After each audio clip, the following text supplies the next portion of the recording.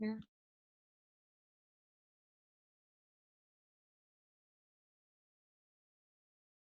Hello. Hi, sorry I didn't have my video up. That's okay. How are you? I'm good. I'm sitting in my new office right now. So I just moved offices. So the blue behind you is going to be painted next time you see it. So I was going to say, where are you? I was unsure. it's in, so I moved from our Columbia Tusculum office, if you've ever been there, to our Marymount office. Okay. So a business center up in Marymount, and it just wasn't being utilized. And I live in this community, so I was like, I'm gonna move my team here. So wait, is it the one next to the restaurant? Yeah. Yeah. The Dilly Deli, National Exemplar. We have a couple of cool places. So That's awesome. behind me a little bit today. So yeah, we have 3 offices here, and then we have a big open space. So Cool. it's a really great side. That is super cool. Well, thank you for doing this. So I'm starting something new with my Richmond office. People are going to be hopping on, and then I'm going to record. Let's see. Oh, yeah, I'm already recording right now. Where once a month, we are going to do an interview with a mega agent.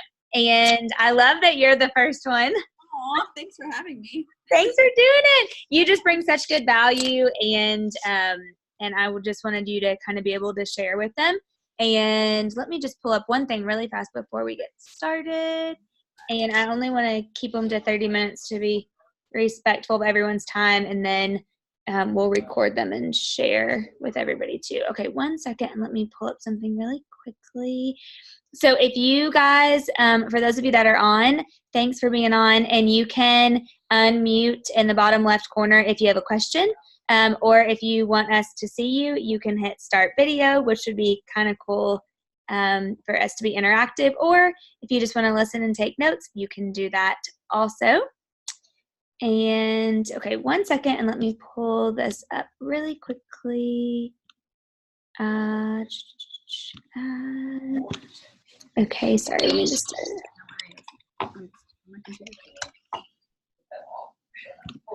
Okay, perfect. Okay, so Sarah, I'm just going to ask you a couple questions if that's good with you. And let's start first with, oh, this is going to be a good one. Okay, perfect. I was just pulling up your year-to-date numbers. Okay, let's start first with how long have you been in the business, and what did you do before? Sure. So I have an interesting story to how I got licensed. I was actually, the reason I ended up getting licensed, I met my sponsor. I worked at Tesla before, but I've been licensed since January of 2017, really been active in the business since about April, May of 2017. So call it a little over 2 years? Yeah, a little like 2.5 years about, I would say I've really been an agent in the business. So. And actually some of these people will know your sponsor, which is Panel. Yeah, she's in Greater Lexington. So I sold her a car. Yeah, I know. Isn't that hilarious? So you sold her a Tesla, and then she talked you into getting your license. Well, and it was funny because I met so many people there that were real estate agents. And to be honest, I grew up in a family that renovated homes growing up. So I was very familiar with like the real estate industry, but not the agent side of it. And so I sold cars to so many agents. I was like, real estate agents can like make money in this business. They're buying Teslas. Yeah.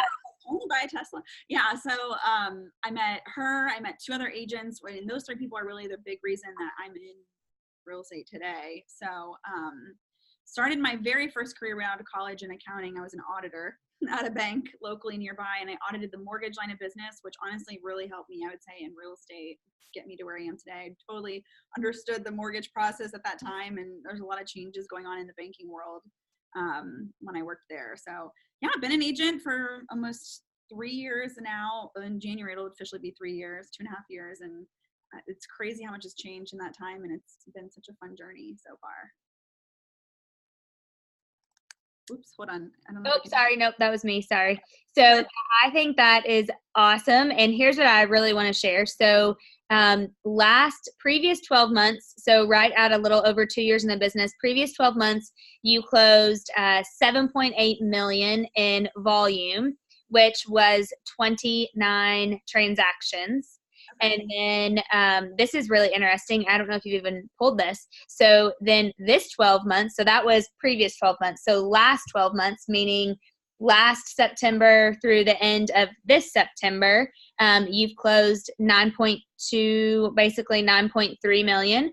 So 2 years in the business, closing almost, you're going to nail over 10 million in your 12 months, which is awesome. And that is your volume's up 18%. But your units are up 52%.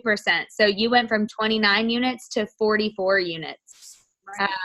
Which is awesome. So your average right now, Sarah, is 3 transactions a month that you're closing. Actually, you've maintained 3 transactions a month average for the last 24 months, which has been really cool. And you average close around 800 million in volume a month. You've had some months where it's been less, and you've had some bigger months where you've done 2.2, 1.7, 1.8. So I'm happy that you're the first person that I'm interviewing for my interview with Omega, because you have a total proven track record of success, and 2 years in the business and almost 10 million in volume and almost 50 transactions is incredible. So I would love for you to share with them, with everybody. I guess first let's start with what do you attribute that success to? Only 2 years in the business. Yeah, I think for me, and this is like such a hard question, but I think for me, I love learning. And so jumping into real estate, I was 100% in real estate. And I was like, I'm going to learn as much as I can. I'm going to learn this whole industry and jump right into trainings. And that was one of the biggest reasons I interviewed, honestly, I think like every local brokerage in town. So if you ever have questions about a brokerage, let me know. But I didn't know that. That's interesting. And even all the different Keller Williams offices, I think I ended up gravitating towards Keller Williams most, though, because of the training culture and like the coaching culture. And so one of the biggest things I think that really helped me right away was just jumping into productivity coaching. Day one, I was even sitting in productivity coaching and in some training classes before I was even fully licensed. And so I think just really having a learning, like an interest in learning and being able to be trained by other agents and people who are actually, I would say, like, I was looking at people that I was like, I want to be them, and just meeting with them, showing them houses, showing their clients houses, always raising my hand for open houses.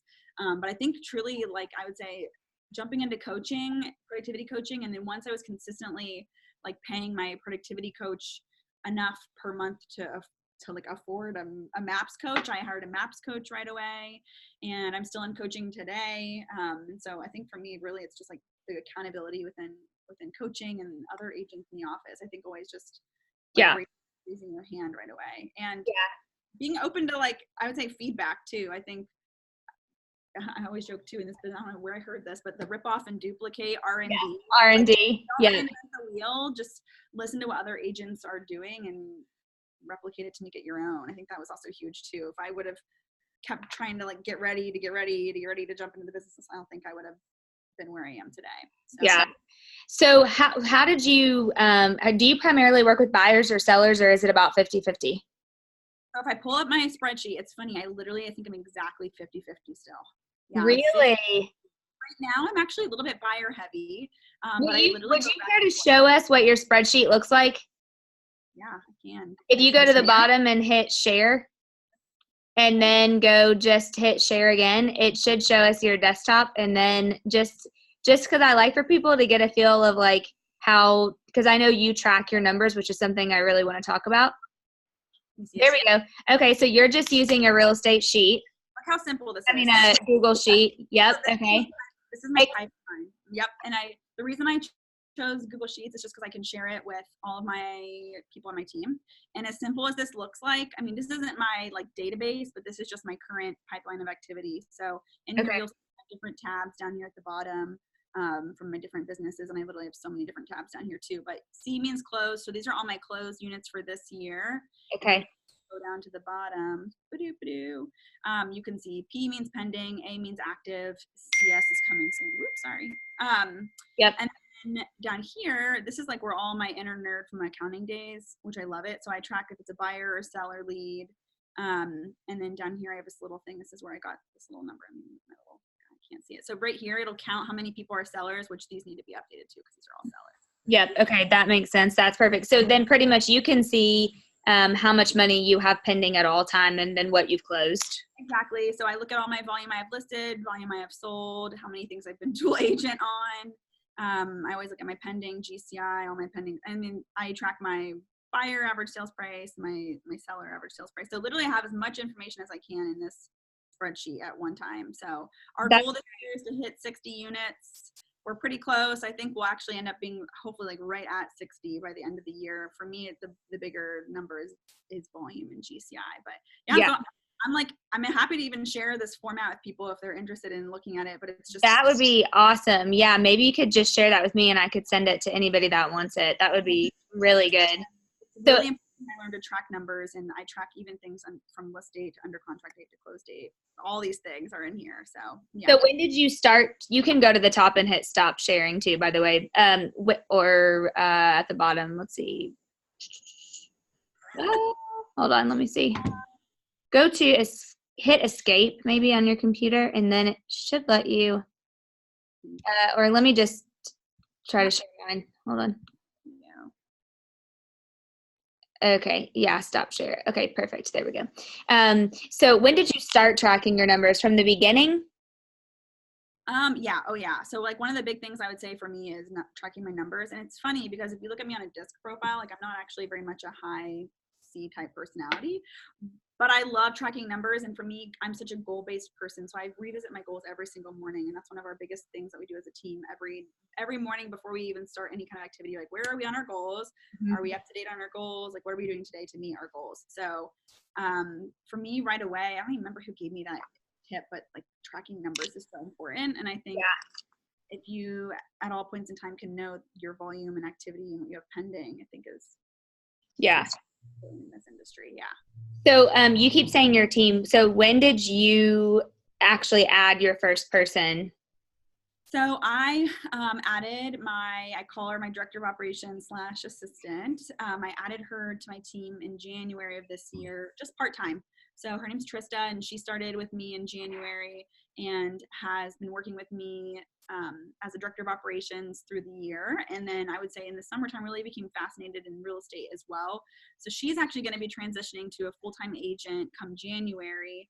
And I'm actually just about to post the job description today for a new full-time assistant. So I have a transaction coordinator. So she manages all my contract to close for every deal that I do. And then I have a new agent starting with me in a little less than 2 weeks as well. So yeah, we're just continuing to grow, and it's been so fun, like just following the models and systems and going to classes with Keller Williams. It's been huge. Yeah. So how would you say you primarily have operated your business? Have you bought a lot of leads, or has it been relational? I would say for me, it's been totally relational. So I'm from Cincinnati, and I think that does help a lot for me, being born and raised in the city. I think even if you aren't, I think my sphere of influence is the biggest part of my business. Last year, it was 73% of all my business came from sphere of influence.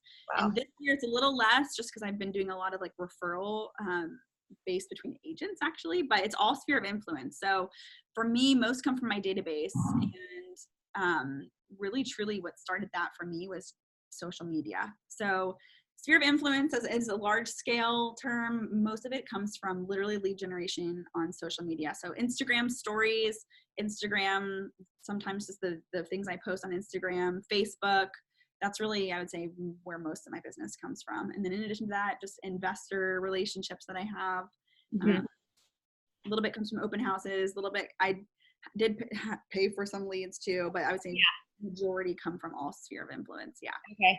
So can you maybe give an example of a couple of things that work really well for you on social media, and then also a couple of things that have worked really well for you, like touches with your sphere and stuff? Yep, totally. So we actually do lead gen social media, and I know that sounds kind of funny, but that's I love it. Strategy. I was actually talking this morning. We on Monday mornings, what we do. So this morning is what I did this morning. We still handwrite notes, and I should literally show you my little box of all my notes. If you ever need a note, let me know. I buy them all on Amazon. It's the best place to buy notes. So I have thank you notes, birthday notes, congrats on your home's anniversary notes, anything you can think of. I try to always keep cards. So we time block for an hour to handwrite notes. And so we go to our database for birthdays. We go for people who have been in their home for a month or a year, sorry. And then we'll write anniversary cards. We just really try to still have like a touch of like realness, I would say, to our business too. So handwritten notes is something So I got to tell you this really fast. So, shoot, I'm trying to find it. Hold on one second. Opening ceremony. Okay. So, Linda and I just recorded a podcast episode last night. Let's see, my days are running together. Today's Monday. Yeah. Last night that I think is going to post next Tuesday. And it was one of Linda's best friends. Her name is Terry. She's been in the industry. Terry, I think Morler is her last name. She's been in the industry in California for like over 30 or over 40 years now. And her entire business, I mean, she's done a lot of great things. Her like main thing are cards. Yeah. Like, and she's like a consistent $50 to $75 million producer. Wow. And she talks about all of these things that she did, that she does with cards. She has cards. She said that they are like Hallmark fanatics, that they use Facebook and then they send cards. She said that they send between 20 and 30 cards a day. And this is crazy. Listen to this. She said that she has found these cards like tooth fairy, like she does off the wall stuff. So like she'll look and see when someone's kid loses a tooth and she sends them like a tooth fairy card. And then, I've got to find my notes. She has all these like amazing ideas. And she said that she can like literally count thousands of dollars. You just have to listen to the podcast because she says it way, way, way better than I do. She said that, I know where it is. It's right here. Thousands of dollars, hundreds of thousands of dollars that have come from her, that she has made, have come from these cards. Like she's like the ultimate card lady. I'm trying to think of a really good one. Oh, here it is. She said she sends a potty training card. She sends a tooth fairy card with a $2 bill. She goes and gets the $2 bills from the bank. How cute is that? And sends these kids these tooth fairy cards. She said one of her biggest ones is when her clients' kids pass their driver's license. Like, they're always posting like, my kid so-and-so got their license, watch out. She sends them a card like, congratulations, you passed your driver's license, with a $25 gas card in it. She said she sends loss of pet cards. And then her biggest one, she said, that goes totally unnoticed is caregiver cards. And she said the biggest thing that she's done is acknowledge people that are taking care of someone else. So like if they're on Facebook and they're taking care of a sick parent or, whatever, she's like, that is like one of the best things to acknowledge. She has this entire system around handwritten cards. It's insane. I was like blown away by it. Yeah. It's true. And people, and I never do this. I always send cards to be authentic. I'm not ever doing it from a place of. That's what she said. You never send it from a place to be like, I don't know, like recognized. But It's amazing how many people will like message you or text you or call you, and after they get it and they're like, oh my gosh, like thank you so much for thinking of me. And you're gonna die when you listen to her on the podcast, because that's how she closed it. She said, honestly, I just do this because I care about people and I love my business and I love my people, and I'm just an authentic person. And I always want my cards to come off authentic. That's my number one thing I do is I don't want it to be, and I do have some branded cards, don't get me wrong, but I never want it to come from like Sarah Woody Group. I want it to be just thank you or happy birthday. And then I just signed my name Sarah. I'm not putting a business card in it. I'm just wanting it to be top of mind at all times. So, well, it was funny because I asked her, I said, like, when she was talking about the cards, I said, back up, like, exactly what kind of cards are they? And she's like, no, they're from Hallmark. And I'm like, so you don't have any brand? And she's like, no. She's like, we literally buy them from Hallmark. And she's like, because it's an authentic, genuine card. And she said, her tagline or whatever is, or like her motto that she lives by is living a life of gratitude. And she's like, I just want to show gratitude to all these people, and it's what's worked for her relationships. Fun. I mean, like one of my number one, if I can get up for 1 second, I'll show you. Yeah, show us. Okay, so these are my number one cards that I love. And actually I'm sending 3 of these today, but anytime I get anybody text, call, whatever, introducing me to referral. I just got off the phone actually with someone one of my good friends sent me a referral. I have these little cards. They're from Target. Oh, I love those. The latte. You can buy them from Target. And in my drawer next to me, I keep always $10 Starbucks gift cards. And so I'll send thanks a latte with a Starbucks gift card in it. And it's so small. This card's teeny, so you can't even like write much of anything. It's just, thank you so much for thinking of me, for the referral. You know, your referrals are around my business. I'm just very appreciative of you. Yeah. And I'll send that to them. Oh, that's cute. Even if it converts or not, I just want to make sure that I'm having an environment of rewarding people who give me referrals. And literally I have one friend who she like, I swear, she's become a friend because of this, but I think I've sent her like 20 of these cards, but she always knows because she's given me constant referrals. And she's always like, every time she goes to Starbucks, she's like, using your gift card. And I'm like, thanks. So was she a past client or no? Past client.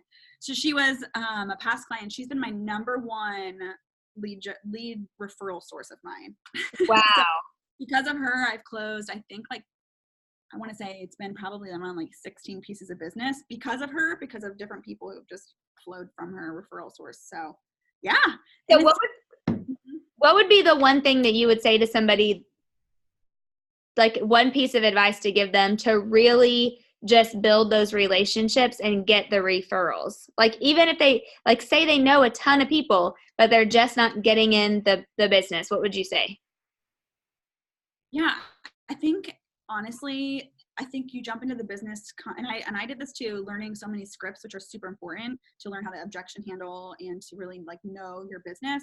I think the number one thing though is just to be authentic and to be a nice person and always come from contribution rather than from coming from a place of like sales. Because people like, I mean, you guys all have been sold to, like every day you get either robocall or you get a acquaintance of yours on Facebook saying that they joined up to sell something online. So I think, and whenever you see those messages, you're like, I don't want to buy your candle, you know, whatever it might be. And so just coming from a place like, okay, I don't want to buy your face stuff.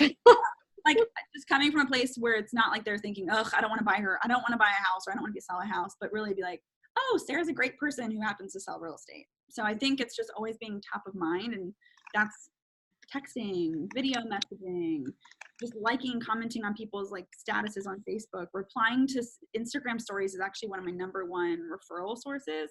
I wanted you to talk about that because I know that like that's it. I mean, that's a big thing for us too, but will you just touch on that a little bit? On On Instagram stories, yeah. So I haven't been as active this past couple weeks. I've been so busy. I love Instagram stories. I don't actually post on Instagram as much as I do on my stories. I'm getting better. I'm trying to post more on my Instagram, but stories for me are my number one way to lead generate. And it's commenting back and forth on stories. So I literally time block to be on Instagram, which sounds like very millennial of me, but it's very like, it works. And it also, people are using their stories with things that are current in their life. And so it's a great way to do your handwritten notes from Instagram stories. But I just am super myself. Like I talk about my embarrassing moments. I talk about my real moments. One of the funny things that you've heard me tell this story before, but I have this weird obsession with Frisch's Big Boy. I don't know why. Just call me ratchet. It's fine. I don't know if you have that down in Lexington, but it's like my guilty pleasure. I don't know why. It just makes me happy. So I go through the drive-through there, and like the people in the drive-through know me, which is hilarious. And I get Instagram storied by Frisch's like at least once a week. It's embarrassing. Do you really like Frisch's Corporation?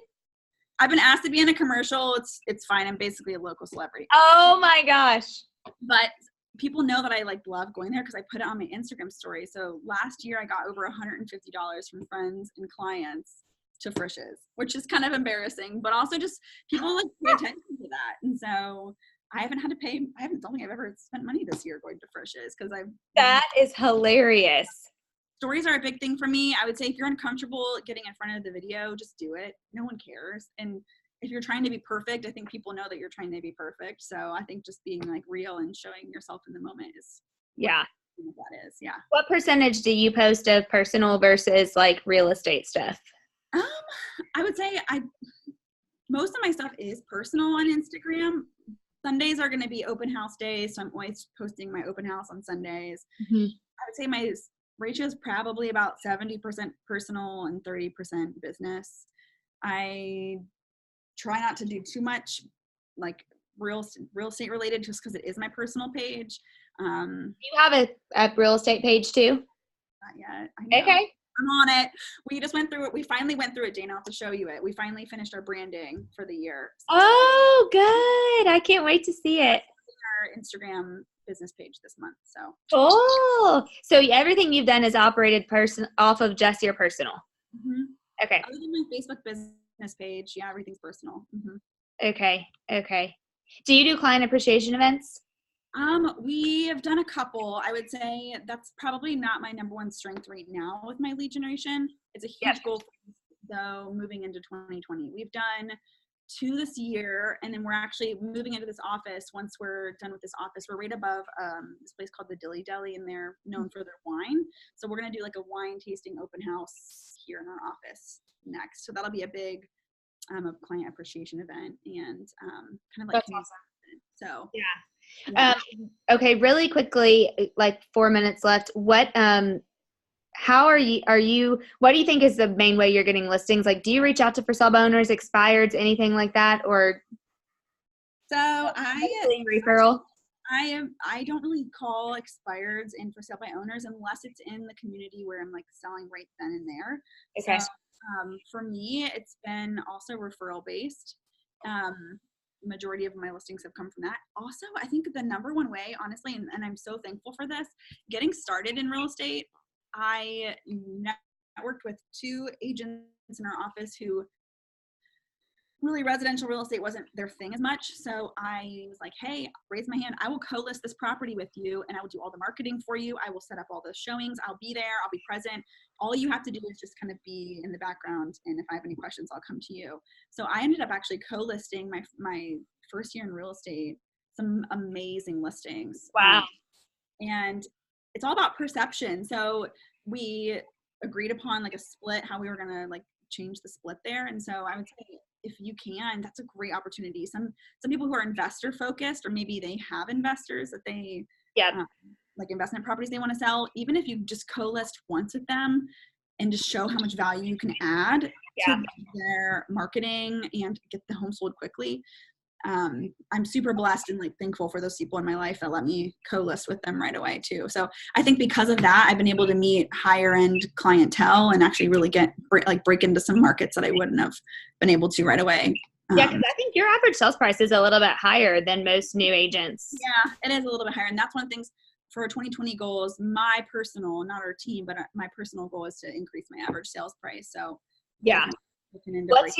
What's your goal for your team next year? So we're still finalizing goals because we've actually added another agent to our team. So we're changing our goals again too. We want to break 100 units though. So our goal right now is 100 units. Now that we hired another agent, I think we'll actually increase it again from there too, which is exciting. So we're revisiting, but breaking 100 units, me personally, I wanted to raise my average sales price. I want to make it right around like 300. Yep. Since the average sales price is right around like 200 here. Yeah. So getting there. And then, we'll see. We're probably going to be changing our volume goal just because of the new agent on our team. So yeah, business planning in 2 weeks. So yeah, I know we have it here too. I'm teaching it in Columbus on Thursday and then in Lexington on, I think, the 16th. Yeah. Yeah. That's awesome. Okay. So last question. How do you stay how do you have such a great mindset and think big? Yeah. For me, I always, and I think I might have even just a little bit touched on it here. I just always try to come from the mindset of being a good person. And I always try to look for the good in the day. And one of the ways our team, we start, like Tristan and I, it's just right now it's the 2 of us and then our transaction partner. We always say, we have this little quote thing, and right now it says, I can't remember what it says, but we read our quote of the day and then we express our gratitude. So we express one thing we're thankful for, and then at the end of the week we talk about one of the things we want to start doing, one of the things we want to stop doing, one things we want to continue doing. I love that. It's always just focusing on positive. And so I think honestly it's just being a good person, and the more that you yourself are a good person, other people start to notice that. And I feel like our world and our industry, dear God, needs just more good people in it. So really it's just about like keeping a positive mindset, and whatever that might be for you, whether it's affirmations or coffee in the morning is mine. Yeah. Yep.